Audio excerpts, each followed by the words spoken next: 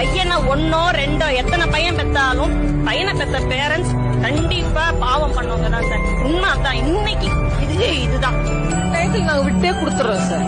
நம்ம பையன் நல்லா இருக்கு சந்தோஷமா இருக்கட்டும் விட்டு கொடுத்துறோம். வேற பிரச்சனை எதுக்கு, அவனால சந்தோஷமா இருக்கட்டுமே அப்படின்னு சொல்லிட்டு விட்டு கொடுத்துறோம். கீழே இவங்கள்ட்ட கொடுங்க. புள்ளதான் சொத்து, ஆனா அவன் நம்மள எதிர்காலத்துல பாத்துக்க மாட்டான் அப்படிங்கிற மாதிரி தோன்றுதே, அந்த பதட்டம் எப்படிப்பட்டது? அதான் சார், ஹஸ்பண்ட கூட இழந்துட்டு ஒரு பொண்ணு வாழ்ந்துருவா, பிள்ளை இல்லாம இருக்கவே முடியாது சார். கண்டிப்பா பிள்ளை இல்லாம இருக்கவே முடியாது சார்.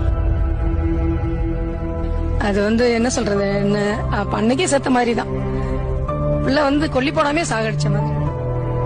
இதே பையன் தன்னுடைய வீட்டுல இருக்கும் பொழுது அம்மா சாப்பிட்டீங்களா அப்படின்னு அந்த ஒரு வார்த்தை கேட்டா போதும் சார். அதுல இருக்க சந்தோஷம் வேற எதுவுமே கிடையாதுங்க சார்.